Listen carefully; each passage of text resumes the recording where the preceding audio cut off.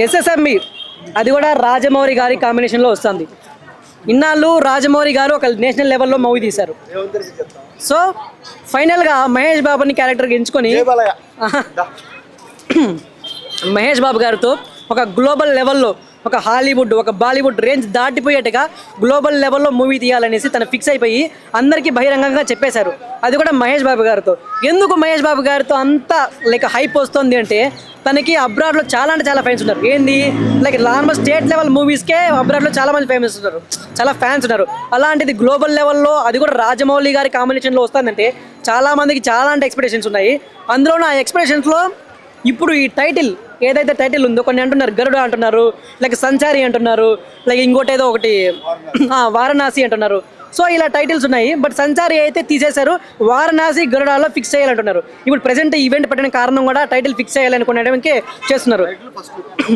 Title first look చేయాలనుకుంటున్నారు. మొన్న రీసెంట్గా విలన్ వచ్చింది కదండి, విలన్ది కొంచెం ఏదో సైంటిఫిక్ మూవీ లాగా కొంచెం ఫిక్షన్ మూవీ లాగా ఉంది. ఇక టైటిల్ గురించి చెప్పుకుంటే వారణాసి గరుడ.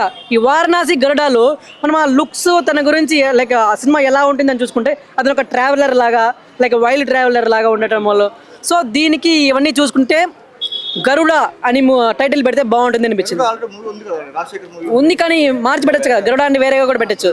గరుడ అది ట్రావెలర్ అని పెట్టచ్చు, గరుడ అది ట్రావెలర్ అని పెట్టచ్చు, గరుడ వైల్డ్ ట్రావెలర్ అని పెట్టచ్చు. సో ఏదైనా మారిస్తే బాగుంది. ఎందుకంటే గరుడ అంటే ఒక బర్డ్స్లోనేది ఒక కింగ్ లెక్క. ఏదైనా కానీ వేటాడిందంటే ఒక వేటకు వేసేస్తుంది, తిరుగుతూనే ఉంటుంది, సంచరిస్తూనే ఉంటుంది, లైక్ ఆకాశం మేఘాలపైన తిరుగుతూ ఉంటుంది. అలాంటి వేట ఆడుతుంది అట్లా పక్షుల్లోనే ఒక రాజు లెక్క అది. సో ఇతను ఒక ట్రావెలర్గా ఉన్నాడు, వైల్డ్ ట్రావెలర్గా ఉన్నాడు కాబట్టి ఆ ట్రావెలింగ్కి రిలేటెడ్గా గరుడ అని పెడితే బాగుంటుంది అని అనుకుంటున్నాను నేనైతే.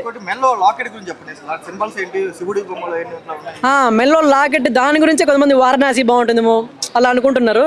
బట్ అదే సైన్స్ ఫిక్షన్ మూవీ లాగా అనిపిస్తుంది కదా. ఆ విలన్కి అంత పవర్స్ ఉన్నాయి, తను కొంచెం సైన్స్ ఫిక్షన్గా ఉండి ఏదైనా ఎక్స్టర్నల్ పవర్స్ ఉంటే ఆ లాకెట్ పవర్స్ వల్ల హీరో కూడా ఏదన్నా లైక్ అడిషనల్ పవర్స్ ఏమైనా రావచ్చు. దైవశక్తికి అంటే రాజమౌళి గారి నుంచి అంత ఇది ఎక్స్పెక్ట్ చేయట్లేదు. విభూతి లాగా ఉంది అన్నీ ఉన్నాయి. బట్ ఏదైనా కొంచెం బ్లెస్సింగ్ ఉన్నట్టుగానో లేకపోతే వాళ్ళ పేరెంట్స్ నుంచి తనకు వచ్చిన బ్లెస్సింగ్ లాగానో అలా ఉండొచ్చు అనుకుంటున్నాను నేనైతే. ఒకనొక స్టేజ్లో తన చెయ్యి దాటిపోయినప్పుడు ఏదైనా సిచ్యువేషన్ ఆ లాకెట్ వల్ల తనకి ఏదైనా హెల్ప్ జరగచ్చేమో. లైక్ ఒకవేళ మళ్ళీ ఈ రాజమౌళి గారి సినిమా యమదొంగ ఉంది కదండి, లాస్ట్లో లాకెట్ వచ్చి నరసింహస్వామి బయట వచ్చి సో అలాంటిది ఏదైనా లాకెట్ లాస్ట్లో ఏదైనా పెట్టచ్చేమో ఆ లాకెట్ వల్ల. ఈసారి శివుడిని తీసుకొని వచ్చి పెట్టచ్చేమో అనుకుంటున్నాను నేనైతే. ఇంతకుముందు మన కెన్యాలో వెళ్ళినప్పుడు 120 కంట్రీస్లో విడుదల అవుతుంది, 60 భాషల్లో సంథింగ్ అని చెప్పారు. రాజమౌళి గారు ఈసారి గ్లోబల్ లెవెల్లో చాలా అంటే చాలా బిగ్గెస్ట్ లెవెల్లో ప్లాన్ వేశారు. ఈసారి కొడితే గ్లోబల్ లెవెల్లో ఉండాలి. నేషనల్ మొత్తానికి మన తెలుగు సినిమా సత్తా చూపించాడు. ఇక దాడితే గ్లోబల్ లెవెల్లో పోతుంది. ఆల్రెడీ మహేష్ బాబు గారికి గ్లోబల్ లెవెల్లో లైక్ ఇమేజ్ ఉంది. అలాంటిది రాజమౌళి గారి కాంబినేషన్లో అంటే ఇంకా ఎక్కడికో వెళ్ళిపోతుంది సినిమా. తెలుగు మూవీ అంటే ప్రపంచంలో ఎక్కడికి పోయినా కానీ గుర్తుకొచ్చేది రాజమౌళి గారు. రాజమౌళి అంటే తెలుగు సినిమా.